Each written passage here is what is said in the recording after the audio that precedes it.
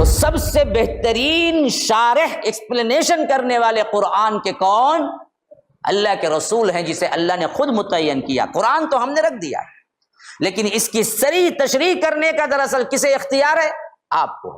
دیکھیے قانون کی کتاب آپ کے سامنے ہے، آپ پڑھیں گے الٹا سیدھا سمجھیں گے، ایک وکیل پڑھے گا صحیح سمجھے گا۔ کیوں؟ اسے معلوم ہے کہ قانون کی کون سی ٹرمینالوجی کا معاملہ کیا ہے۔ جو کوئی بھی برا عمل کرتا ہے یا اپنے نفس پر ظلم کرتا ہے پھر استغفار کر لیتا ہے تو اللہ تبارک و تعالیٰ کو بڑا ہی غفور اور رحیم پائے گا۔ کوئی غلطی کرتا ہے یا گناہ کرتا ہے ثم یرمی بہ بریئا، پھر اس کے بعد اس گناہ کا الزام کسی دوسرے پر پھینک دیتا ہے، فقد احتمل بہتانا و اثما مبینا، کہ اس کے لیے اس نے ایک گناہ نہیں کیا بلکہ ایک بہت بڑا بہتان بھی تراشا اور بہت بڑا گناہ بھی کیا۔ تو ایسے گنہگار کا قتل جائز ہے۔ کسی کی زمین دبا لی، جعلی کاغذات بنا لیے، اور ایویڈنس کی وجہ سے کورٹ نے کیا کر دیا؟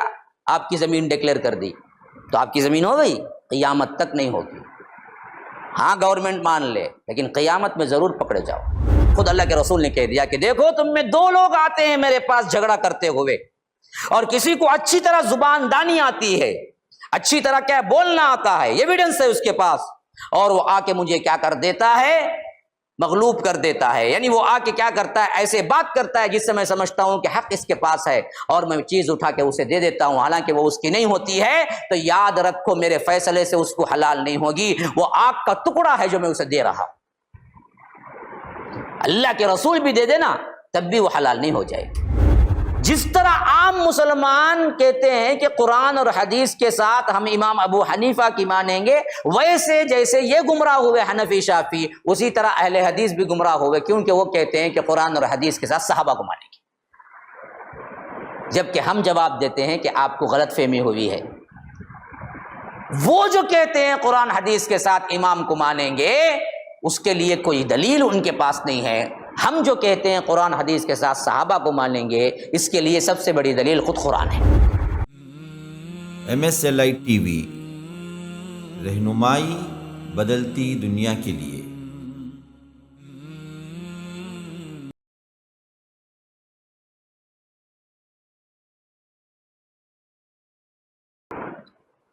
انا انزلنا الیک الکتاب بالحق لتحکم بین الناس بما اراک اللہ، بے شک ہم نے آپ کی طرف نازل کیا ہے کتاب حق کے ساتھ، اے اللہ کے رسول صلی اللہ علیہ وسلم۔ یہ ان آیات میں سے بڑی محکم آیت ہے، اور بڑی ہی کیا ہے؟ عمیق، گہری، اور یوں سمجھ لیجئے کہ منکرین حدیث پر ایک زورزار زناٹہ دار تماچا ہے۔ فرمایا کہ اے اللہ کے رسول ہم نے آپ کی طرف اس کتاب کو نازل کیا ہے اور حق کے ساتھ نازل کیا ہے، لیکن اس کی شرح اور اس کے مطابق فیصلہ کرنا، اس کے بارے میں سمجھانا، اس کی سمجھ بوجھ آپ کو میں نے دیا ہے۔ لِتَحْكُمَ بَيْنَ النَّاسِ بِمَا أَرَاكَ اللَّهُ، آپ لوگوں کے درمیان اس کتاب کے ذریعے فیصلہ کیجئے اللہ نے جو آپ کو دکھایا ہے، آپ کو جو سمجھ دی ہے۔ تو سب سے بہترین شارح ایکسپلینیشن کرنے والے قرآن کے کون؟ اللہ کے رسول ہیں، جسے اللہ نے خود متعین کیا۔ قرآن تو ہم نے رکھ دیا ہے، لیکن اس کی صریح تشریح کرنے کا دراصل کسے اختیار ہے؟ آپ کو۔ دیکھیے قانون کی کتاب آپ کے سامنے ہے، آپ پڑھیں گے الٹا سیدھا سمجھیں گے، ایک وکیل پڑھے گا صحیح سمجھے گا۔ کیوں؟ اسے معلوم ہے کہ قانون کی کون سی ٹرمینالوجی کا معاملہ کیا ہے۔ بعینہ ہی اسی طرح اللہ کے رسول کی طرف سے ڈائریکٹ وکیل جو قرآن کی تشریح کرنے کے لیے اللہ نے مقرر کیا تھا، وہ کون ہے؟ وہ رسول اللہ ہے۔ رسول اللہ صلی اللہ علیہ وسلم کو تم کیا کرو؟ سنت کہہ کر، حدیث کہہ کر انکار کر دو اور قرآن کو الگ لے لو، تو سوائے بربادی کے کچھ نہیں ملے گا، کیونکہ پورا بیس رسول تھے۔ صاف کہہ دیا گیا تھا ہم نے آپ پر قرآن نازل کر دیا ہے، اب دراصل جو فیصلے ہوں گے اے نبی وہ آپ اپنی سمجھ بوجھ کے حساب سے کریں گے جو اللہ نے آپ کو دکھایا ہے۔ لِتَحْكُمَ بَيْنَ النَّاسِ بِمَا أَرَاكَ اللَّهُ، اب اللہ کے رسول نے جو فیصلہ کر دیا، جیسے کر دیا، وہ شریعت بن گئی۔ اچھی طرح یاد رکھ لیجیے، بعض بیوقوف لوگ اور کٹ حجتی کرنے والے کیا کیے؟ پورے قرآن میں کہیں آیت نہیں ہے کہ جو شادی شدہ جوڑا ہے وہ زنا کرے تو کیا ہے ان کو رجم کرو. ہاں یہ آیت موجود ہے، الزانیۃ والزانی فجلدوا کل واحد منہما 100 جلدہ. دیکھو زانی اور زانیہ کو 100 کوڑے لگاؤ، لیکن حدیث میں آیا، اللہ کے رسول نے اپنے عمل سے بتلایا، یہاں پر زانیہ اور زانی سے مراد کون ہے؟ غیر شادی شدہ لوگ، ان کو 100 کوڑے مارے جائیں گے. اگر شادی کر کے اس نے زنا کیا ہے تو اللہ کے رسول نے اسے رجم کیا. اس کے بارے میں باقاعدہ طور پر عمل موجود ہے. اللہ کے رسول کے پاس ایک عورت آئی، اس کو بھی اللہ کے رسول صلی اللہ علیہ وسلم نے رجم کیا. تو رجم کا بالکل حدیث کے اندر ثبوت ہے، لیکن قرآن میں کہیں نہیں. اب کئی اہل قرآن بدبخت جنہوں نے کیا کیا ہے کہ اعلان کیا کہ ہم صرف قرآن کو مانیں گے، انہوں نے کیا کر دیا؟ رجم کا انکار کر دیا. کہا کہ کہیں قرآن میں کیا ہے زنا کی سزا پتھر مار کے ہلاک کرنا نہیں بیان ہوا، اس واسطے 100 کوڑے مارنا تو ہم مانتے ہیں، رجم کہیں قرآن میں نہیں ہے، ہم نہیں مانیں گے. ارے بدبخت، جو اللہ کے رسول نے کر دیا وہ بھی قرآن ہی کے اندر ہے. بین الاقوامی قوانین سے بعض لوگ ڈر گئے، کیونکہ زنا ان لوگوں کے لیے بالکل عام چیز ہو گئی. اب بعضوں نے جو جدید مفسرین ہیں انہوں نے سوچا کہ اگر ہم لکھ دیں کہ زانی کو پتھر ہے تو پھر تو بولیں گے کیا جنگلی لوگ ہیں جی، کیونکہ انہوں نے تو آرٹ بنا لیے نا زنا کو. زنا ان کے پاس کیا ہے؟ ایک آرٹ ہے، ایک خوبصورتی ہے. گلی گلی زنا ہو رہا ہے، زنا کے اڈے باقاعدہ گورنمنٹ پرمیشن دے کے بنا رہی ہے. تو اب دراصل بعض لوگوں نے سوچا کہ ارے ہم زنا کے لیے پتھر بولیں گے تو پھر تو کیا ہے بڑی جنگلی بات ہو جائے گی. تو انہوں نے کیا کر دیا؟ آیت کو توڑ مروڑ کے رکھ دیا کہ دیکھو قرآن میں تو کہیں زنا کے لیے پتھر نہیں ہے، ہاں 100 کوڑے ہیں، وہ دراصل کیا ہے ہم چھوٹے چھوٹے کیا ہے تاکے سے بھی بنا لیں گے اور 100 مرتبہ اس کو مار دیں گے، کوئی مسئلہ نہیں. اور یہی حالت تدبر القرآن کے مصنف کا بھی ہوا تھا، مولانا امین حسن اصلاحی، جو کہ تقریباً 11 جلدوں میں قرآن لکھے، لیکن جو اپنی عقل کی منمانی کرتا ہے نا آخرکار گمراہ ہوتا ہے. بڑی علم والی شخصیت ہے اور پوری زندگی قرآن پہ لگایا، لیکن آخری میں کیا کیے؟ وہ بھی رجم کا انکار کر بیٹھے. انہوں نے بھی کہہ دیا کہ ہاں جی قرآن میں کہیں کیا ہے رجم کے لیے نہیں آئی ہے آیت، تو کسی کے لیے رجم جائز نہیں ہے. منکرین حدیث میں سے ہو گئے، حالانکہ بہت بڑے کیا ہے ایشیا کے اعتبار سے بہت بڑے عالم ہیں. آپ لوگوں کو پتہ نہیں ہے کیونکہ آپ نے کیا ہے ان کی قرآن اور ان کی تفسیر نہیں پڑھی ہوگی، ورنہ تو خالی وہ قرآن کی تفسیر 11 جلدوں میں لکھے، 11 مجلدات ہیں تدبر القرآن کے نام سے. اور بچپن میں نے بہت پڑھا ہے، لیکن کیا ہوا آخرکار قرآن حدیث کو چھوڑنے کی وجہ سے گمراہی میں پڑے اور صاف طور پر وہ بھی انکار کر بیٹھے. ایسے ہی جدید طور پر جو مفسرین اور جنہوں نے کیا کیا قرآن کی تشریح کرنے بیٹھے نا، وہ لوگ سب کے سب گمراہ، اپنی منمانی کیے اور اسی کا چیلا گویا کہ آج کیا ہے بیٹھا ہوا ہے جاوید غامدی پاکستان میں. یوں سمجھ لیجیے کہ امین حسن اصلاحی کا خاص شاگرد ہے یہ بندہ، جو اس کا آج بھی کیا ہے قرآن کی تفسیر چلتی ہے. تو اس نے بھی انکار کر بیٹھا کہ رجم نہیں ہے قرآن کے اندر، اس بات سے شریعت میں رجم نہیں ہے.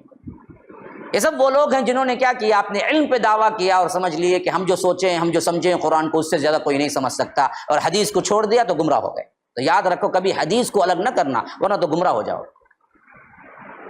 بڑے بڑے علماء ہیں لیکن گمراہ ہوئے اس واسطے کہ حدیث کو چھوڑ دیا.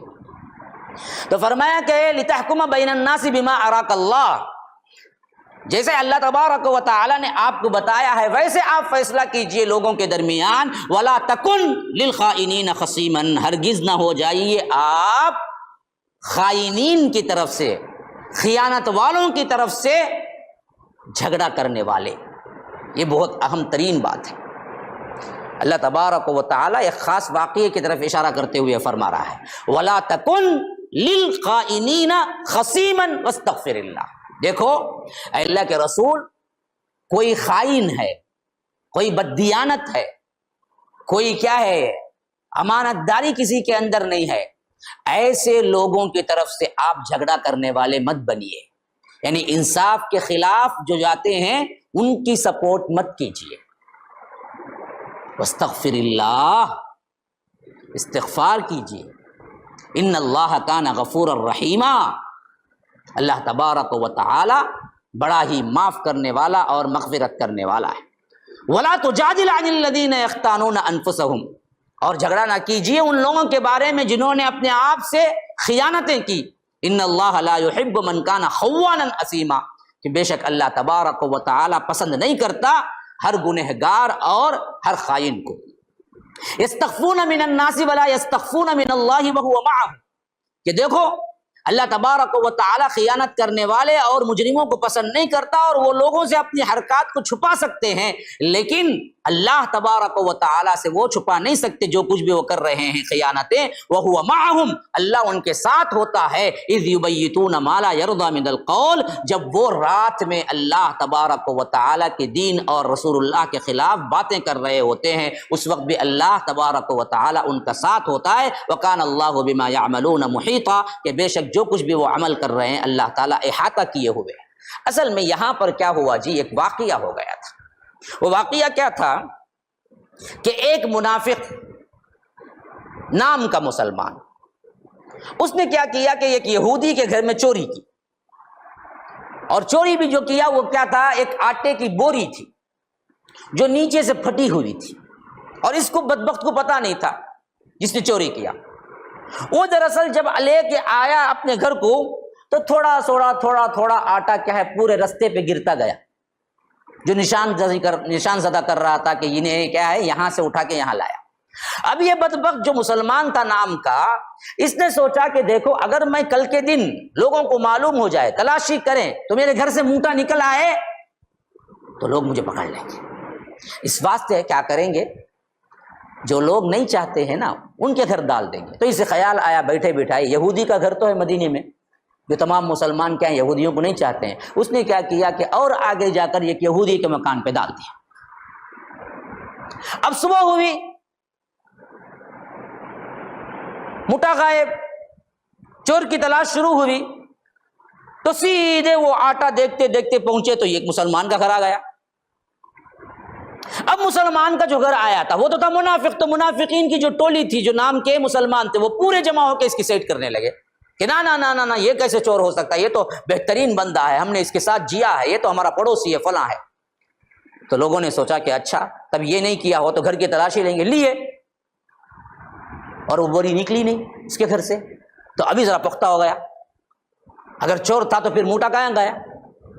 تو لوگوں نے کہا کہ بھائی دیکھو اور آگے بھی تو نشانہ جا رہا ہے. تو اور آگے گئے نشانہ لے کر. جب وہاں نشانہ لے کے گئے تو دیکھا کہ یہ یہودی کے گھر میں ختم ہو رہا ہے. اب یہودی کا گھر کھول کے دیکھے تو آٹا مل گیا.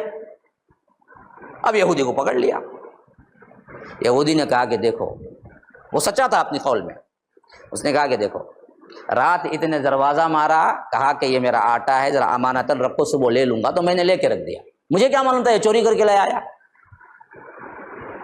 لیکن جو منافقین کا ٹولہ تھا نا جی، یہ مصر تھا کہ نہیں یہودی ہی اصل چور ہے، ہمارا بندہ نہیں ہو سکتا. اور آٹومیٹیکلی ہماری طبیعت کیا چاہے گی، آٹومیٹیکلی کیا ہوگا، مسلمان، ہاں انہیں اچھا جی مسلمان جی انہیں یہودی انہیں کرا رنگا، آٹومیٹیکلی تبدیل ہوگا نا، وہی ہوا. اسی لیے پہلے اوپر کہا کہ وَلَا تَكُن لِلْخَائِنِينَ خَصِيمًا، دیکھو جو خائن ہیں ان کی طرف سے آپ جھگڑا کرنے والے سپورٹر نہ بنیے. یہ نام کا مسلمان ہے لیکن نام کے مسلمان پہ آپ مت جائیے، اللہ کے رسول یہودی سچا ہے، انہیں خائن ہے. کیونکہ یہ دونوں لوگوں کا جب جھگڑا آیا اللہ کے رسول صلی اللہ علیہ وسلم کے پاس، اللہ کے رسول صلی اللہ علیہ وسلم نے یہ باتیں سنی تو ایک طرف اللہ کے رسول صلی اللہ علیہ وسلم کو بھی محسوس ہوا کہ یہودی ہی غلط ہے، کیونکہ یہودی ہے نا، یہودی ہے نا. تو ایسے وقت میں اللہ کے رسول صلی اللہ علیہ وسلم کو ہدایت کی گئی، دیکھو یہاں مسئلہ وہ نہیں ہے، مسئلہ عدل کا ہے، یہ ہے نا منافق ہے یہ. تو اللہ کے رسول صلی اللہ علیہ وسلم نے کیا کیا، صحیح فیصلہ کر دیا اور کہا کہ یہودی تو سچا ہے، یہ جھوٹا ہے. اب ہو گیا کیا، ابھی سنو آگے اس واسطے ہی آ رہا ہے کہ یہ لوگ اپنی باتوں کو چھپاتے ہیں، یہ لوگوں سے تو چھپا لے سکتے ہیں لیکن اللہ سے نہیں. تو ہوا کیا، اب یہ یہودی جب بری ہو گیا واپس پلٹے تو یہ منافق بولا دیکھو بات یہ ہے اللہ کے رسول تو دے دیے لیکن کیوں نہیں ہمیں جا کر کیا ہے حضرت عمر سے نہیں پوچھ لینا، انہوں کیا بولتے دیکھیں گے. یہودی اطمینان میں تھا کیونکہ چور نہیں تھا نا. انہوں نے بولا کہ چلو پوچھ لیں گے کیا ہے اس میں. تو وہ دونوں آئے. حضرت عمر کا دروازہ کھٹکھٹایا. حضرت عمر آئے, پوچھے کیا معاملہ. کہا کہ دیکھو جی چوری ہو گئی. دراصل لوگ بول رہے ہیں کہ مجھے چور, حالانکہ میں مسلمان ہوں. آٹے کی بوری دراصل اس کے گھر سے نکلی, یہ یہودی ہے. تو حضرت عمر نے کہا کہ اچھا یہ واقعہ ہوا. اتنے میں یہودی کیا کیا, بول پڑا کہ عمر دیکھو اس کا فیصلہ اللہ کے رسول دے چکے ہیں اور میں بری ہوں. اب حضرت عمر نے کوئی بات نہیں کی. کہا کہ اچھا میں فیصلہ کرنا ہے, 1 منٹ ٹھہرو. اندر گئے, تلوار نکالی, سیدھے آئے, گردن اڑا دی منافق کی. یہ تھا ایمان, یہ تھا ایمان. یہ عمر ہوتا ہے. ہاں اسی واسطے عمر سنے تو شیعوں کو نہیں ہوتا, کیونکہ عمر ہوتا ہے. عمر جس گلی سے گزرتا ہے شیطان اس گلی سے گزرتا نہیں ہے. تو عمر کا جہاں نام آتا ہے وہاں شیعہ ٹھہرتا نہیں ہے. وہ بھی شیطان ہے نا. ہاں کیسے رہے گا. عمر تو عمر ہوتا ہے رضی اللہ عنہ. اب آئے گردن اڑا دی. اب جب گردن اڑا دی نا جی, وہاں سے ان بدبختوں نے ایک بہت بڑا پروپیگنڈا شروع کر دی. انہوں نے کہا کہ دیکھو اب قتال میں دراصل کیا ہے, حضرت عمر کو قتل کرنا ہے. انہوں نے خواہ ایک مسلمان کو قتل کر دیا. اب یہ جھگڑا اتنا بڑا کہ وحی الہی نازل ہو گئی. آ گئی یہاں پر, ہاں انتم ہاؤلاء جادلتم عنہم فی الحیات الدنیا ومن یجادل اللہ عنہم یوم القیامت امن یکون علیہم وکیلا.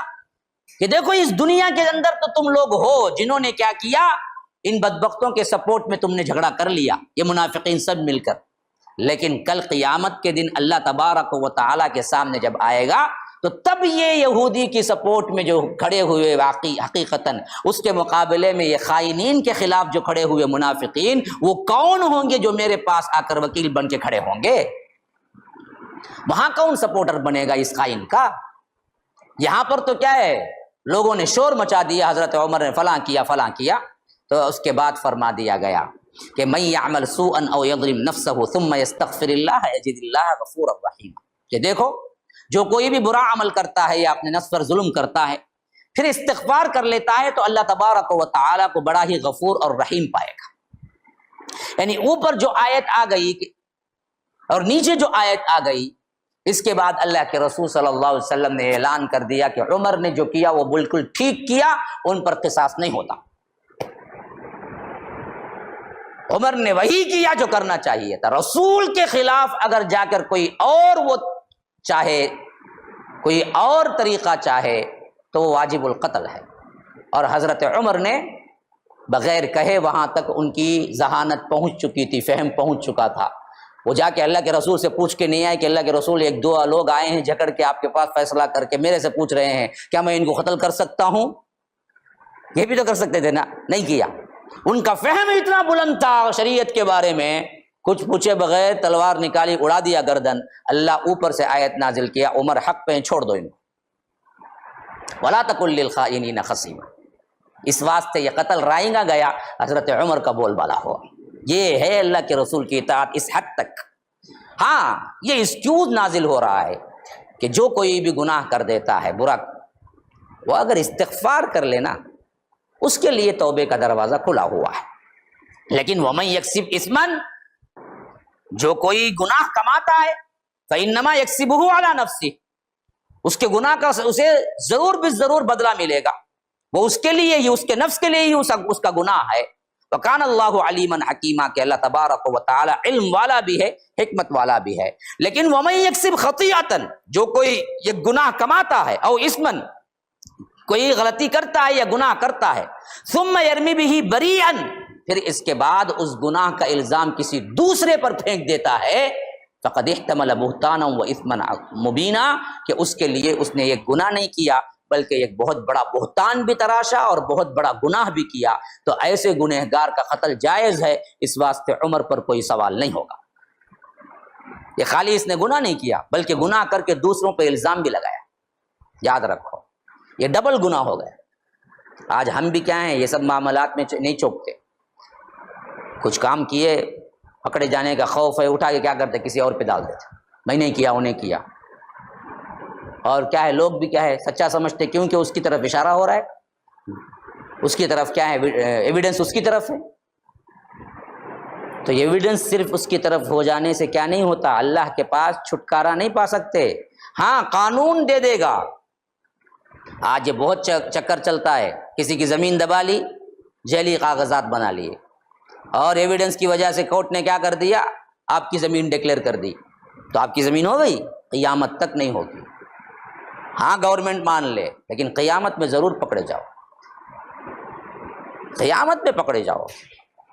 حتیٰ کہ یہ تو عام جج نے فیصلہ کیا ہے، اگر یہ فیصلہ اللہ کے رسول بھی کرتے تو اللہ تعالیٰ قبول نہیں کرتا۔ خود اللہ کے رسول نے کہہ دیا کہ دیکھو تم میں 2 لوگ آتے ہیں میرے پاس جھگڑا کرتے ہوئے، اور کسی کو اچھی طرح زبان دانی آتی ہے، اچھی طرح کیا بولنا آتا ہے، ایویڈنس ہے اس کے پاس، اور وہ آ کے مجھے کیا کر دیتا ہے، مغلوب کر دیتا ہے، یعنی وہ آ کے کیا کرتا ہے، ایسے بات کرتا ہے جس سے میں سمجھتا ہوں کہ حق اس کے پاس ہے، اور میں چیز اٹھا کے اسے دے دیتا ہوں حالانکہ وہ اس کی نہیں ہوتی ہے، تو یاد رکھو میرے فیصلے سے اس کو حلال نہیں ہوگی، وہ آگ کا ٹکڑا ہے جو میں اسے دے رہا۔ اللہ کے رسول بھی دے دینا تب بھی وہ حلال نہیں ہو جائے۔ تو آج یہ بڑا چکر چلتا ہے، 20 سال سے تھا، 25 سال سے تھا، گھر والا بول رہا ہے نکلو، میں کہوں نکلوں، 20 سال سے ہوں جی، کیا کریں گے جی پھر؟ ہاں میرے پاس رسید ہے، میں جا کو بتلاؤں گا، گورنمنٹ مجھے دیں گی، گورنمنٹ دیں گی، اللہ دیں گا، حلال ہو جائے گا تم، 100 سال بھی رہو، کرائے پہ تھے تمہیں، زمین ہے زمین لوٹو واپس، یہ کہاں کا اصول کی زمین دبا کے بیٹھ جاؤ۔ کتنے کیسز پڑے ہوئے ہیں اور یہ دبانے والے پورے مسلمان ہیں۔ یاد رکھو یہ بہتان ہے، خالی خلیق صرف ایک گناہ نہیں ہے، یہ بہتان ہے، اور بہتان کی سزا بہت بڑی ہے، اثم مبینہ۔ پھر فرمایا کہ ولولا فضل اللہ علیکم ولولا فضل اللہ علیک ورحمتہ لہمت طائفۃ منہم ان یضلوک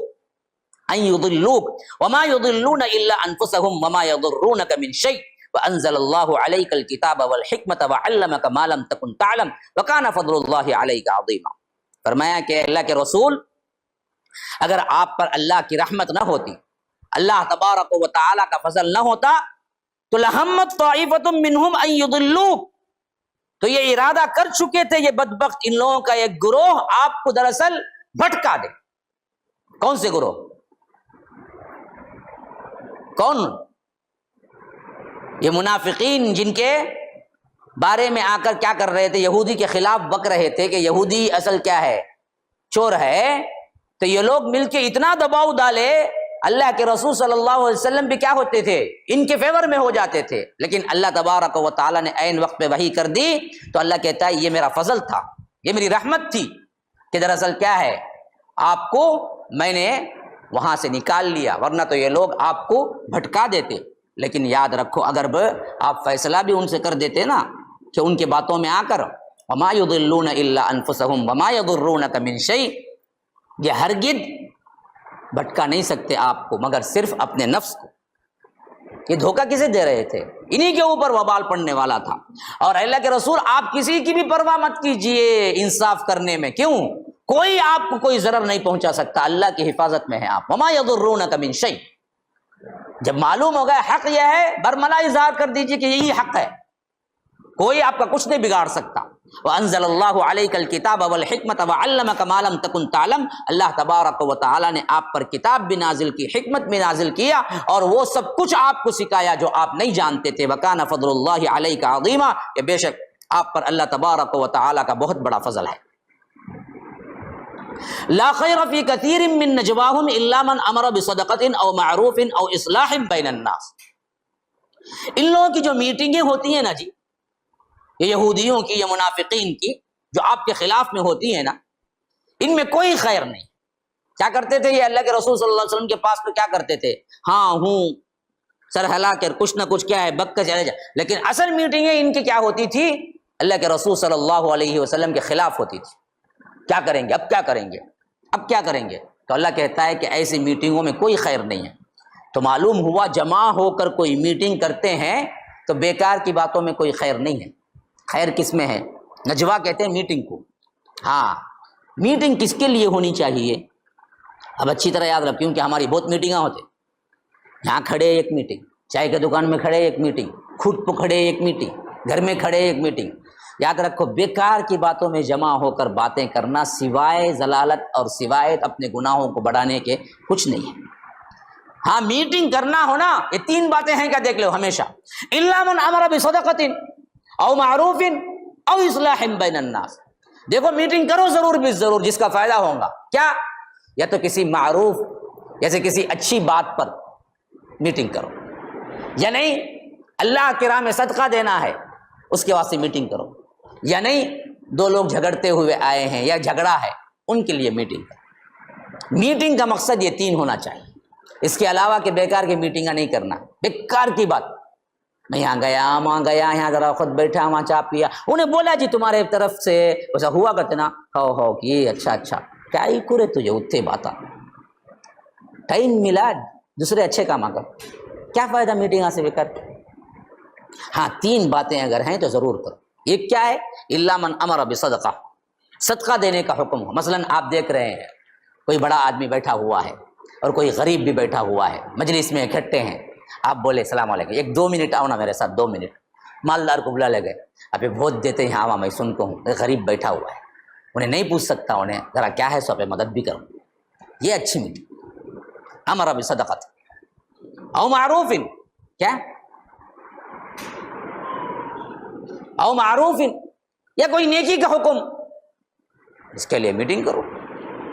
او اصلاح بین الناس، میٹنگ اس واسطے معلوم ہوا بھائی ہمارے 2 بھائی روز آتے تھے لیکن دونوں بات نہیں کرتے کرتے، مجھے معلوم ہوا بیٹھتے بازو لیکن بات نہیں کرتے، میں بلاتا بھائی کیا بھائی روز آتے سامنے بیٹھتے بات نہیں، کیا جھگڑا بھائی، چھوڑو بھائی اللہ کے واسطے چھوڑو بھائی، جو بھی دونوں ہیں دونوں معاف کر کو چھوڑو بھائی، آ جاؤ بھائی مل کو، یہ میٹنگ یہ کرو۔ یہ ہوتی بعض لوگوں کی عادت ہوتی، بلا بلا کے ملاتے، بہت بڑا اللہ والا کام ہے، یاد رکھو بہت ثواب ہے اس میں۔ بعض لوگ اس کے برخلاف رہتے، مل کو رہتے بھی لڑاتے، ہاں ان میں سے چھینجتا نہیں نا، ماشاء اللہ یہ نہیں ہونا چاہیے۔ تو فرمایا کہ یہ میٹنگ ہو سکتی ہے۔ وَمَن يَفْعَلْ ذَلِكَ ابْتِغَاءَ مَرْضَاتِ اللَّهِ، بے شک جو اللہ تبارک و تعالی کے ابتغاء میں، چاہت میں یہ عمل کرے گا، اللہ کی رضا کے لیے جو کوئی بھی عمل کرے گا، فَسَوْفَ نُؤْتِيهِ أَجْرًا عَظِيمًا، کہ ہم ان قریب اسے بہت بڑا اجر دیں گے۔ وَمَن يُشَاقِقِ الرَّسُولَ مِن بَعْدِ مَا تَبَيَّنَ لَهُ الْهُدَى وَيَتَّبِعْ غَيْرَ سَبِيلِ الْمُؤْمِنِينَ نُوَلِّهِ مَا تَوَلَّى وَنُصْلِهِ جَهَنَّمَ وَسَاءَتْ مَصِيرًا۔ رہے وہ لوگ جو رسول سے اختلاف کر بیٹھے، رسول سے ضد میں آ گئے، جیسے معلوم ہونے پر بھی کیا نہیں کیا، بدبختوں نے معافی مانگ کر نہیں آئے، تو ایسے ہو گئے۔ پھر من بعد ما تبین لہ الہدی، اور واضح ہو جانے کے بعد بھی ہدایت، پھر ضلالت پر ہی رہے۔ اور وَيَتَّبِعْ غَيْرَ سَبِيلِ الْمُؤْمِنِينَ، اور مومنین کی جو راہ ہے اس راہ کو چھوڑ کر کوئی دوسری راہ اپنائے، نُوَلِّهِ مَا تَوَلَّى، جو لوگ ایسا کرتے ہیں ہم ان کو انہی کی طرف پھیر دیتے ہیں جہاں یہ پھرتے ہیں، وَنُصْلِهِ جَهَنَّمَ، پھر اس کے بعد ان کو اٹھا کے جہنم میں پھینکتے ہیں، وَسَاءَتْ مَصِيرًا، یہ کیا ہی برا ٹھکانہ ہے۔ یہ وہ آیت ہے، نوٹ کر لیجئے، جس سے کیا ہے بہت اہم ترین حکم ثابت ہوتا ہے۔ آیت نمبر 115 ہے نا، 115 یہ نوٹ کرنے کے قابل ہے۔ اس آیت میں 2 اہم ترین دلائل ہیں۔ ایک تو یہ کہ قرآن اور حدیث کو سمجھنے کے بعد منہج سلف کے طریقے پر سمجھنے کا جو دعویٰ ہم کرتے ہیں، اس کی کیا دلیل ہے؟ آج جو گمراہ فرقے ہوئے نا جی، پی جے وغیرہ کا مسئلہ، پی جے یا ان جیسی جماعتوں کا مسئلہ، جو کہتے ہیں کہ بھائی قرآن اور حدیث کو تو ہم مانتے ہیں، لیکن یہ کیا بات ہے کہ جیسے قرآن اور حدیث کو صحابہ سمجھے، سلف سمجھے، ویسے ہی سمجھو بولتے ہیں، وہ کیا ضروری، وہ کہاں لکھو ہے؟ قرآن حدیث کو ہم مانیں گے، قرآن حدیث کو ہم جیسے سمجھے ویسا بولیں گے، صحابہ کی سمجھ جو ہے اسی سمجھ پر بولنا ہم کو کیا بھی ضروری نہیں ہے۔ یہاں سے ہی اصل اختلاف ہے اہل حدیث اور پی جے سے، یاد رکھیے، اہم ترین اختلاف۔ اس کی دلیل ہی یہی آیت ہے جس میں رب کہتا ہے کہ دیکھو جو کوئی رسول کے خلاف جائے اور بعد ایمان بعد واضح ہو جانے کے بھی پھر دراصل گمراہی میں جائے، وَيَتَّبِعْ غَيْرَ سَبِيلِ الْمُؤْمِنِينَ، اور راہ اختیار کرے جو مومنین کی نہیں ہے۔ اب اس وقت مومنین کون تھے؟ یہ دلیل ہے۔ قرآن و سنت کو اللہ کے رسول کے صحابہ جیسے سمجھے ویسے ہی سمجھنا. اگر کافی تھا اللہ کے رسول اور اللہ جیسے بولتا اتنا سمجھنا تو پھر وَيَتَّبِعْ غَيْرَ سَبِيلِ الْمُؤْمِنِينَ کا صیغہ بالکل بیکار ہو جاتا، جبکہ قرآن میں ایک واو، ایک حرف، ایک حرکت بھی بیکار نہیں ہے. جب اللہ واضح کر رہا ہے کہ اللہ کے رسول کے صحابہ کے ساتھ چلنا ہے، وَيَتَّبِعْ غَيْرَ سَبِيلِ الْمُؤْمِنِينَ، اگر مومنین کی راہ اختیار کرنا چھوڑ دیں گے تو وَنُصْلِهِ جہنم، ہم اسے جہنم میں ڈالیں گے. اب یہ بات کوئی کرتا ہے، خاص کر میں خود پیچھے سے سنا کہ وہ ہم پر الزام یہ رکھتے ہیں کہ دیکھو جس طرح عام مسلمان کہتے ہیں کہ قرآن اور حدیث کے ساتھ ہم امام ابو حنیفہ کی مانیں گے، ویسے جیسے یہ گمراہ ہوئے حنفی شافعی، اسی طرح اہل حدیث بھی گمراہ ہوئے، کیونکہ وہ کہتے ہیں کہ قرآن اور حدیث کے ساتھ صحابہ کو مانیں گے. جبکہ ہم جواب دیتے ہیں کہ آپ کو غلط فہمی ہوئی ہے. وہ جو کہتے ہیں قرآن حدیث کے ساتھ امام کو مانیں گے، اس کے لیے کوئی دلیل ان کے پاس نہیں ہے. ہم جو کہتے ہیں قرآن حدیث کے ساتھ صحابہ کو مانیں گے، اس کے لیے سب سے بڑی دلیل خود قرآن ہے. اس واسطے ہم یہی کہیں گے اب بھی کہ قرآن اور حدیث کا مفہوم ہم وہی مانیں گے جو صحابہ نے بیان کیا ہے، اس کے خلاف نہیں جائیں گے، اپنی منمانی نہیں کریں گے. ایک دلیل، ایک تو وہ ہو گیا جو آج کے ماحول سے. دوسری دلیل ہے قرآن اور حدیث اور اس کے ساتھ ساتھ قیاس اور اجماع، یہ چار وہ چیزیں ہیں جس پر قانون بنتا ہے شریعت کا. یہ ذرا علمی بات ہے، لیکن اتنا تو آپ نے بھی سنا ہوگا فلاں مسئلے پہ اجماع ہے بھائی. اب کوئی شخص یہ نہیں بول سکتا کہ فلاں مسئلے پہ اجماع ہے تو کیا بھائی قرآن میں ہے کیا، نہیں پوچھ سکتا. اجماع خود قرآن حدیث جیسی ایک دلیل. اجماع خود کیا ہے؟ قرآن حدیث جیسی ایک دلیل. تو اجماع ہو گیا کسی پر، وہ خود بھی کیا ہو جاتی ہے، اسلام کی چیز بن جاتی ہے، وہ خود بھی کیا ہے، دلیل بن جاتی ہے. مثلاً ہم کہتے ہیں اللہ کے رسول صلی اللہ علیہ وسلم کے بعد افضل ترین 4 خلفاء ہیں، اور ان میں ترتیب کیا ہے، ابو بکر، عمر، عثمان، علی ہے. کہاں لکھا ہوا ہے، کون سی حدیث میں ہے ایسا؟ کہاں ہے ایسا؟ اللہ کے رسول کے بعد 4 خلفاء آئیں گے، وہ 4 خلفاء میں بھی ترتیب ابو بکر، عمر، عثمان، علی ہے. کوئی آ کے کہتا ہے کہ نہیں پہلی ترتیب کیا ہے، اللہ کے رسول کے بعد حضرت علی ہے. ہم کہتے ہیں کہ نہیں تو شیعہ کافر ہے. دلیل کیا ہے؟ وہ بھی تو مانتا ہے. ہم کہیں گے نہیں، اللہ کے رسول کے بعد ابو بکر ہے. یہ بدبخت بولتا ہے اللہ کے رسول علی ہے. یہ شیعہ کیوں ہوا، ہم سنی کیوں ہوئے؟ دلیل کیا ہے؟ اجماع. اللہ کے رسول کے بعد تمام صحابہ متفقہ طور پر حضرت ابو بکر کو انتخاب کر لیا. اب اجماع ہو گیا مسلمانوں کا کہ اللہ کے رسول کے بعد امتیوں میں سب سے افضل ترین حضرت ابو بکر ہیں. اب کوئی کہتا ہے کہ نہیں مانتا تو وہ کافر ہے، اجماع کے خلاف گیا. اب اجماع دلیل ہے. اس کی دلیل اس آیت میں ہے. قرآن حدیث دلیل نہیں ہے تو بہت سی جگہ ہیں، اطیع اللہ و اطیع الرسول. اجماع دلیل ہے، وہ کہاں سے دلیل لائیں گے؟ اسی واسطے امام شافعی کہتے ہیں کہ میں نے دراصل اجماع کی دلیل ڈھونڈتے ہوئے قرآن کو 100 مرتبہ پڑھا. اجماع کی دلیل کہاں ہے یہ دیکھنے کے لیے میں نے قرآن کو 100 مرتبہ پڑھا، لیکن میری نگاہ نہیں گئی کسی آیت پر میں دلیل بناؤں. یہاں تک کہ 101ویں مرتبہ جب میں پڑھ رہا تھا تو یہاں آ کے ٹھہر گیا، وَيَتَّبِعْ غَيْرَ سَبِيلِ الْمُؤْمِنِينَ. یہ مومنین کی راہ چھوڑ کر دوسروں کی اتباع کرتے ہیں. تب مجھے جا کر سمجھ آئی کہ اجماع کی دلیل یہاں پر ہے، کیونکہ اللہ کے رسول نے صاف کہہ دیا کہ میری امت ساری کی ساری گناہوں پر، ساری کی ساری گمراہی پر جمع نہیں ہوگی. تب ساری امت جمع ہو کر کسی معاملے میں کہہ دیا کہ یہ بالکل صحیح ہے تو پھر صحیح ہے، اجماع ہو گیا. یاد رکھیے. اب اجماع کی سب سے بہترین مثال وہ ہے جو صحابہ کے دور میں ہوا، کیونکہ آج کے دور میں اجماع ہونا ممکن نہیں ہے. لیکن اصل جو اجماع ہوئے ہیں وہ صحابہ کے دور میں ہوئے. جس میں سب سے اہم ترین اجماع جو ہوا وہ کیا تھا؟ اللہ کے رسول کی وفات حقیقی وفات ہے، اللہ کے رسول زندہ نہیں ہے، اس پر سب سے پہلے اجماع ہوا تھا۔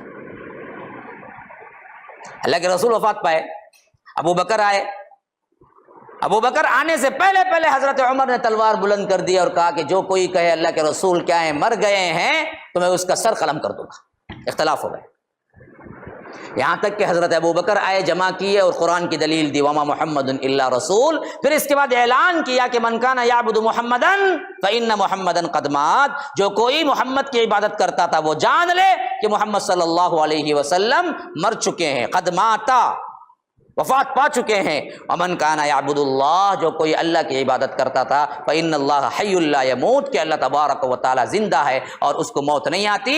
تو حضرت عمر کہتے ہیں کہ میرے پاؤں تلے سے زمین نکل گئی، یہاں تک کہ مجھے کھڑے ہونے کی سکت نہ رہی، اور میں اس حقیقت کو قبول کرتے کرتے اپنا سہارا کھوتے نیچے زمین پہ بیٹھ گیا اور مان لیا کہ حقیقتاً اللہ کے رسول کو جو موت آنی تھی وہ آ چکی۔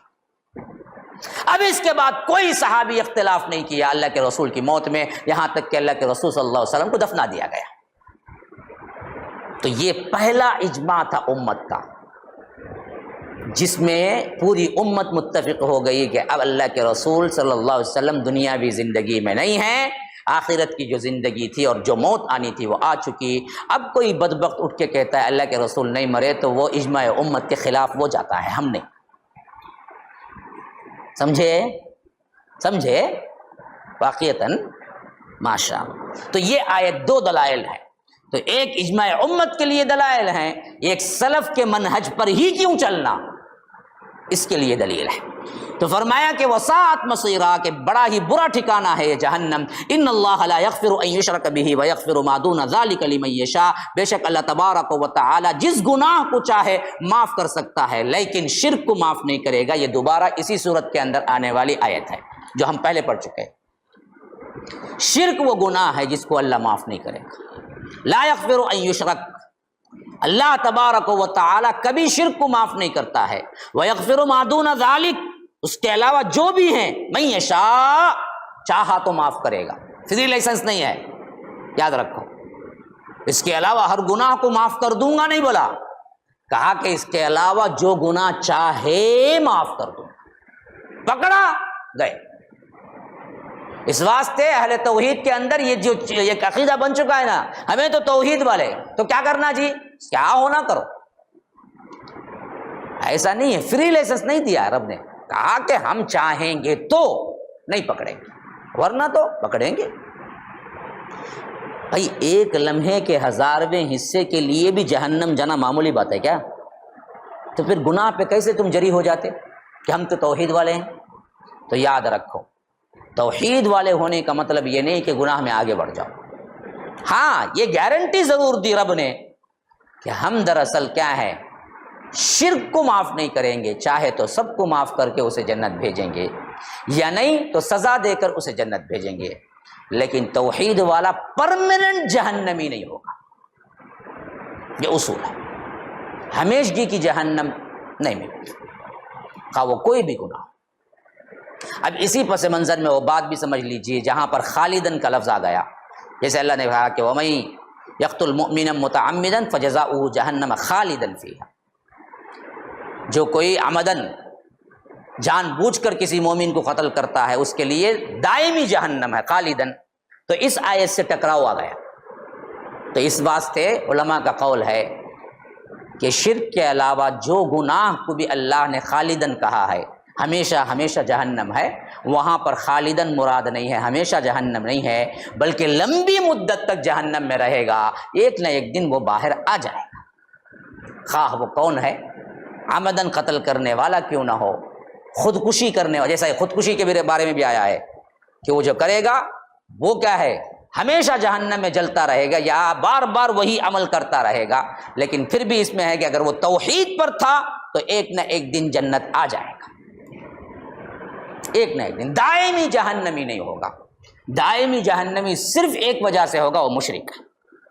یاد رکھو یہ گناہ نہ کرو، اللہ کے علاوہ کہیں سر نہ جھکاؤ، کسی بنڈے جھنڈے گنڈے قبر، کسی ولی پیر اللہ کے رسول صلی اللہ علیہ وسلم کے لیے بھی جائز نہیں تھا، تو پھر کون مائی کا لال ہے دوسرا اس کے لیے جائز ہوتا؟ یہ سر اللہ نے اونچا کیا ہے، صرف اللہ کے آگے جھکے بس، نہ کسی کو کیا ہے پکار سکتے ہیں، نہ بلا سکتے ہیں، نہ شرک کر سکتے ہیں۔ اگر آج بھی امت توبہ کر لینا، یاد رکھیے اللہ کی قسم کھا کے کہتا ہوں، امید قوی ہے کہ اللہ تعالی ہماری حالتوں کو تبدیل کر دے گا۔ اصل مسئلہ یہ ہے کہ ہم نے کیا کیا، یہ شرک کی نجاست کو اپنے اوپر ڈال لیا اور اس میں گہرے گڑھے میں اتر گئے ہیں، گڑھے میں۔ بجز چند مسلمانوں کے ہر جگہ درگاہ ہے، ہر جگہ کیا ہے قبر ہے، ہر جگہ پوجا پاٹ غیر اللہ کی ہو رہی ہے پورے دھوم کے ساتھ، اور کوئی بولنے والا نہیں ہے، بولنے والا ڈر کے مارے بیٹھا ہوا ہے۔ تو یاد رکھیے اللہ نے گارنٹی دی ہے کہ اگر تم شرک نہیں کرو گے بقیہ سب کو معافی ہے، اگر شرک کرو گے معاف نہیں کروں گا۔ اور یہ اللہ نے جو وعدہ کر دیا وہ اللہ تعالیٰ وعدے سے پھرتا نہیں ہے، انسانوں کی طرح کا وعدہ نہیں ہے کہ آج ایک بولا کل ایک بولے۔ لا تبدیل لکلمات اللہ، اللہ کی بات نہیں بدلتی، تو اللہ تبارک و تعالیٰ اپنی بات کو بدلتا نہیں ہے۔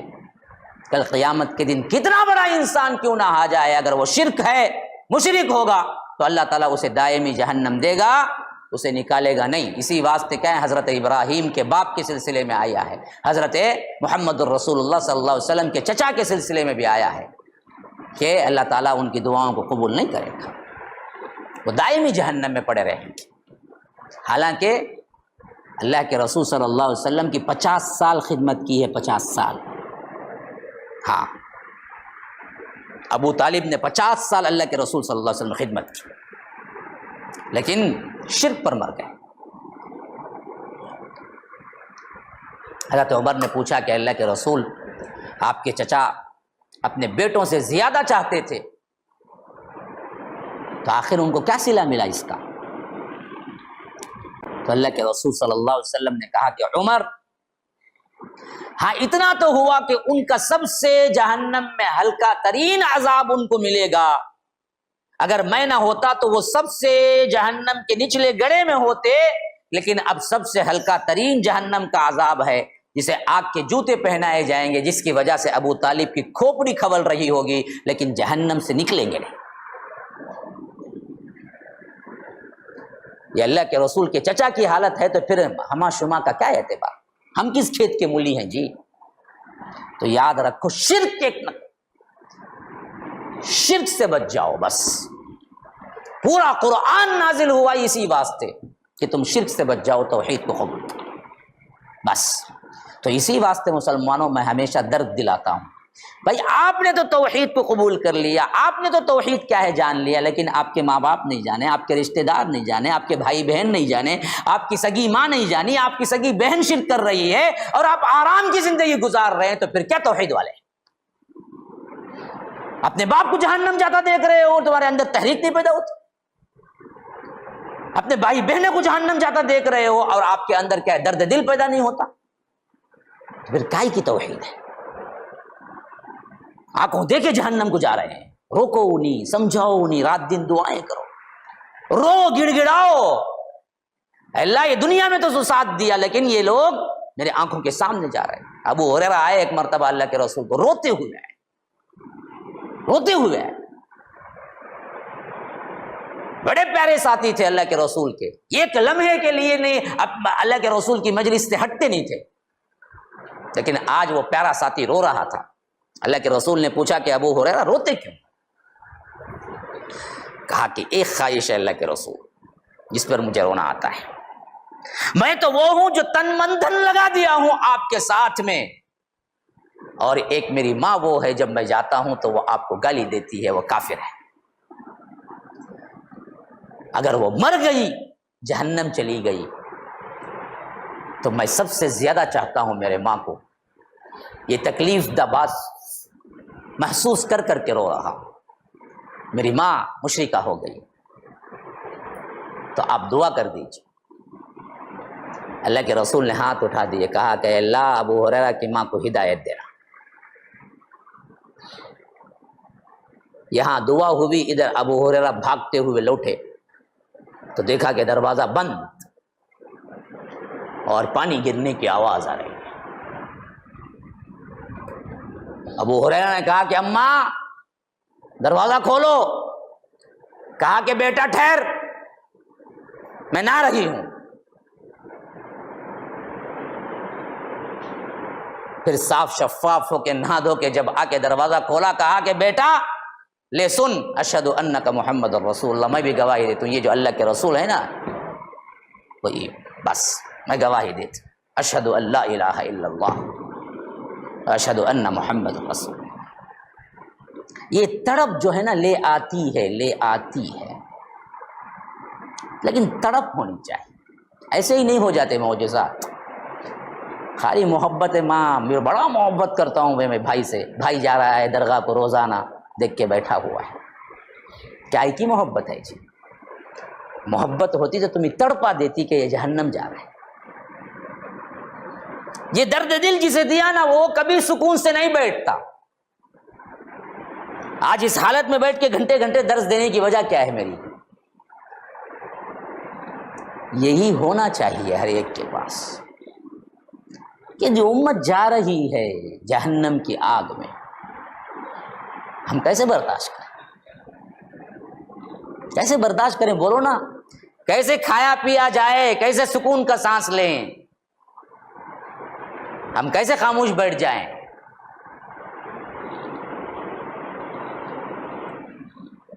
رونا ہے، گڑ گڑانا ہے، رب سے سوال کرنا ہے، تن من دھن لگانا۔ یہی تو وہ چھینا جی چیز جو اللہ کے رسول کو ایک پل سکون نہیں دے رہی تھی، یہاں تک کہ رب کو کہنا پڑا فَلَعَلَّكَ بَاخِعٌ نَفْسَكَ عَلَىٰ آثَارِهِمْ إِن لَّمْ يُؤْمِنُوا بِهَٰذَا الْحَدِيثِ أَسَفًا۔ اے اللہ کے رسول، یہ لوگ ایمان نہیں لاتے، یہ لوگ ایمان نہیں لاتے، یہ سوچ سوچ کر اس غم میں شاید آپ اپنے آپ کو ہلاک کر لیں۔ اتنا کیوں سوچتے ہیں آپ؟ آپ نے جب سمجھانے کا حق ادا کر دیا، جو سمجھا وہ سمجھا، جو نہیں سمجھا اس پر اللہ آپ کو نہیں پوچھے گا، لیکن پھر بھی فکر اتنی ہوتی تھی کہ اللہ کو تنبیہ کرنا پڑی کہ اگر آپ ایسے ہی فکر کرتے رہیں گے تو آپ اپنے آپ کو ہلاک کر لیں گے۔ لیکن آج امت میں نہیں ہے، پہلے ہی کیا ہے آٹے میں نمک کے برابر ہیں وہ لوگ جو اصل میں کیا ہے توحید پر ہیں، لیکن وہ آٹے میں نمک کے برابر رہنے والے توحید جس پر ہیں وہ لوگ، ان لوگوں کو یہ احساس ذمہ داری نہیں ہے کہ اللہ نے جو بہت بڑا مقام تمہیں دیا ہے، یہ پوری امت آج اس سے محروم ہے، اس کے لیے تم تن من دھن لگا دو، ورنہ تو تمہارے آنکھوں دیکھے تمہارا باپ، تمہاری ماں، تمہاری بہن انگار میں جائے گی اور اس وقت تم کچھ نہیں کر سکو گے۔ یہ تڑپ ہونی چاہیے۔ ایک بندہ تقریباً 60 پر 5 کے اوپر تھا، جب میں ایک مرتبہ بیان کر رہا تھا بنگلور کی ایک مسجد میں، وہ روتے ہوئے اٹھ کھڑا ہوا، آج بھی مجھے اس کا چہرہ میرے ذہن میں، جب میں اس مضمون پہ بات کر رہا تھا، وہ بندہ روتے ہوئے اٹھ کھڑا ہوا، تقریباً بوڑھا، کہا کہ مولوی صاحب میری ماں کو دعا کر دیجیے، آج تک وہ نہیں آئی ہے توحید پر، میں ہر طریقے سے کام کر چکا ہوں ان پر، آج پورے مجمع میں ایک مرتبہ تو دعا کر دیجیے کہ میری ماں کو اللہ تبارک و تعالیٰ صحیح توحید سمجھائے۔ اس وقت مجھے لگا کہ اس کی تڑپ کیا ہے، دل کی تڑپ کیا ہے۔ یہ تڑپ ہی ہونی چاہیے ہر ایک۔ میں تو آ گیا ہوں، لیکن کتنے لوگ ہیں جو نہیں ہیں اور مرتے جا رہے ہیں، بس مر گیا کوئی اسی پر۔ ابراہیم اپنے باپ کو نہیں بچا سکے تو ہم کون سے کھیت کے ملی ہیں جو بچا سکیں؟ کیا تم جانتے ہو، کیا تم مانتے ہو، تو مطمئن ہو کہ تمہارے لیے مسمار ہونے والی، تمہارے لیے خون پسینہ ایک کرنے والی ماں جہنم میں چلے جائے؟ پھر اصلاح کیوں نہیں کرتے؟ کیوں نہیں پلٹتے؟ کیوں نہیں سمجھاتے؟ کیوں نہیں روتے لوگوں کے سامنے؟ کیوں نہیں مناتے انہیں کہ دیکھو اللہ کے واسطے آ جاؤ، ورنہ تو جہنم چلے جاؤ یا رب۔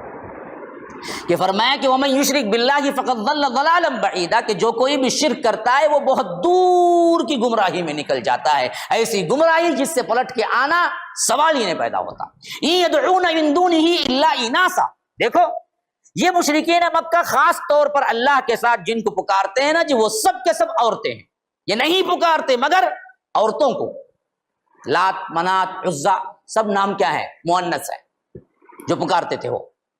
تو اللہ کہتا ہے کہ یہ لوگ نہیں پکارتے، لیکن عورتوں کو پکارتے ہیں، دیویوں کو پکارتے ہیں، لیکن وَإِن يَدْعُونَ إِلَّا شَيْطَانًا مَرِيدًا، اصل میں دیکھا جائے تو یہ ان بتوں کو بھی نہیں پکارتے، اصل پکارتے ہیں شیطان مردود کو پکارتے ہیں۔ اصل پرستی جہاں جہاں بھی غیر اللہ کی ہو رہی ہے ان کی نہیں ہو رہی ہے، کن کی ہو رہی ہے؟ شیطان کی ہو رہی ہے، سیدھی سیدھی بات. ہاں، جو سرکش شیطان ہے اس کی ہو رہی ہے، اور ہم بیٹھے کیا ہیں؟ خاموش بیٹھے ہوئے ہیں. اصل میں تو شیطان کی پرستش ہو رہی ہے. اگر کوئی بھی آج ہے کوئی ایسا جو آپ کو برملا کہہ سکے کہ دیکھو بھائی میں شیطان کی پرستش کرتا ہوں، بولو کون بولتا؟ کون بھی نہیں بولتا. سب کیا بولتے؟ عبد القادر جیلانی کی، کالے شاہ ولی کی، فلاں ولی کی، فلاں اللہ والے کی. لیکن یہ سب نام ہیں دیکھنے کو، اصل کس کی پرستش ہو رہی ہے؟ شیطان. اسی واسطے کل قیامت کے دن سورہ یاسین میں وہ آیت ہے، غور کر لیجئے. یا بنی آدم، اے بنی آدم، ہم نے تم کو منع نہیں کیا تھا اللہ تعبد الشیطان، شیطان کی بندگی نہ کرو. اب بتاؤ کون شیطان کی بندگی کرتا ہے؟ کوئی بھی نہیں کرتا نا، بظاہر نہیں کرتا ہے لیکن کرتا سب پورا شرک شیطان کی بندگی ہی ہے. تو شیطان کی بندگی ہوتے دیکھ کر رحمان کے بندے خاموش بیٹھ سکتے ہیں کیا؟ اگر بیٹھے ہیں تو پھر رحمان کے بندے ہونے کا کوئی ثبوت نہیں ہے میرے بھائیو. سوچو. تو اسی لیے فرمایا کہ وَإِن يَدْعُونَ إِلَّا شَيْطَانًا مَرِيدًا، یہ سرکش شیطان کے علاوہ کسی کو نہیں پکارتے. لعنہ اللہ، ایسے شیطان پر اللہ کی لعنت ہے. وقال لأتخذن من عبادك نصيبا مفروضا، جبکہ اس بدبخت نے کہا کہ اے اللہ تیرے بندوں میں سے ایک بہت بڑا حصہ میں لے کر رہوں گا. یہ چیلنج کر کے آئے بدبخت، کیوں نہیں سمجھتے؟ تو اس نے کہہ دیا تھا لأتخذن من عبادك، میں ضرور تیرے بندوں میں سے لوں گا نصیبا مفروضا، مقررہ حصہ، جو میرے بندے بنیں گے، جو میری ہی بات مانیں گے، جو تیرا انکار کریں گے، میں بنا کے رہوں گا اپنے بندوں کو. اللہ کہتا ہے صاف نصیبا مفروضا، ایک مقررہ حصہ انہیں پہلے ہی مانگ لیا تھا. اور اس حصے کو جو میری پیروی کرے گا نا اسے کیسے کیسے میں بہکاؤں گا. دیکھو اب کہہ رہا ہے وَلَأُضِلَّنَّهُمْ وَلَأُمَنِّيَنَّهُمْ وَلَآمُرَنَّهُمْ فَلَيُبَتِّكُنَّ آذَانَ الْأَنْعَامِ وَلَآمُرَنَّهُمْ فَلَيُغَيِّرُنَّ خَلْقَ اللَّهِ وَمَن يَتَّخِذِ الشَّيْطَانَ وَلِيًّا مِّن دُونِ اللَّهِ فَقَدْ خَسِرَ خُسْرَانًا مُّبِينًا يَعِدُهُمْ وَيُمَنِّيهِمْ وَمَا يَعِدُهُمُ الشَّيْطَانُ إِلَّا غُرُورًا أُولَٰئِكَ مَأْوَاهُمْ جَهَنَّمُ. کہا کہ اے اللہ تیرے بندوں میں سے اپنا حصہ مقرر کر کے رہو. وہ میرے چیلے جو ہوں گے نا وہ کیا کریں گے؟ وَلَأُضِلَّنَّهُمْ، میں انہیں ضرور گمراہ کر کے رکھوں گا. اب جو بھی آ رہا ہے لام کے ساتھ آ رہا ہے، نون تشدید کے ساتھ آ رہا ہے، جس کا ترجمہ ہوگا ضرور بالضرور، تاکید پر تاکید. وَلَأُضِلَّنَّهُمْ، میں ضرور تیرے بندوں میں سے بہت سوں کو گمراہ کر کے رہوں گا. وَلَأُمَنِّيَنَّهُمْ، ضرور تیرے بندوں میں سے بہت سوں کو کیا کروں گا؟ امیدیں، جھوٹے امیدیں دلا دلا کر تیرے سے بغاوت کرنے رکھوں گا. ارے اللہ بڑا رحیم بھائی، اللہ معاف کرنے والا. کون بولتا؟ شیطان بولتا اصل. ہاں وَلَأُمَنِّيَنَّهُمْ، انہیں ڈالے رکھوں گا امیدوں میں خالی خلی. وَلَآمُرَنَّهُمْ، اور میں ان کو ضرور حکم دوں گا. فَلَيُبَتِّكُنَّ آذَانَ الْأَنْعَامِ، یہ اپنے جانوروں کے کانوں کو کاٹیں. قادر ولی کا بکرا، کالے شاہ ولی کی بیل، اس کے بعد کیا کرتے؟ نشانی ڈالتے نا پٹا. وہ زمانے میں وہ لوگ بتوں کو چھوڑتے تھے تو کان کاٹ دیتے تھے، نشانی ہوتی تھی یہ فلاں بت کے نام پر ہے یہ جانور، یہ میں کرنے رکھوں گا ہی نہیں. فَلَيُبَتِّكُنَّ آذَانَ الْأَنْعَامِ وَلَآمُرَنَّهُمْ، پھر انہیں ضرور حکم دوں گا. کیا حکم؟ فَلَيُغَيِّرُنَّ خَلْقَ اللَّهِ، یہ اللہ کی خلقت میں، اللہ کی پیدائش میں ضرور تبدیلی کرے. شیونگ، کلین شیو، روز اٹھتے ہی. اللہ مرد کو داڑھی دیا، یہ بدبخت عورت بننا چاہتا ہے. فَلَيُغَيِّرُنَّ خَلْقَ اللَّهِ، اللہ کی خلقت میں تبدیلی ہے. یاد رکھیں، اسی واسطے خلقت کے جتنے کام ہیں اللہ کے رسول نے صاف منع کر دیا، مت کرو. اللہ کے رسول نے کہا کہ جو مرد عورت کی مشابہت اور جو عورت مرد کی مشابہت اختیار کرتا ہے اللہ کی لعنت ہے اس پر. اور آج پورا چکر فلم انڈسٹری کا جو چلتا ہے وہ اسی پہ چلتا ہے، مرد عورت بننے کے چکر میں. اور بعض بدبخت لوگ تو کیا آپریشن کرا کے جنس تبدیل کرتے ہیں باقاعدہ طور پر، اور یہ بھی عروج پہ پہنچا ہوا ہے. بلکہ میں تو ایک آرٹیکل ابھی قریب میں پڑھ رہا تھا، اگلی دنیا کا سب سے ایکسپینسو اور سب سے زیادہ جس کی تجارت ہوگی نا وہ جنس کی تبدیلی پہ ہوگی. فَلَيُغَيِّرُنَّ خَلْقَ اللَّهِ، حتیٰ کہ اس معاملے میں اللہ کے رسول نے اتنا روکا، جو گوندتے ہیں نا جی ٹیٹو، کہا کہ گوندنے والے پر اور گدوانے والے پر دونوں پر اللہ کی لعنت ہے۔ یہ بھی دراصل کیا ہے؟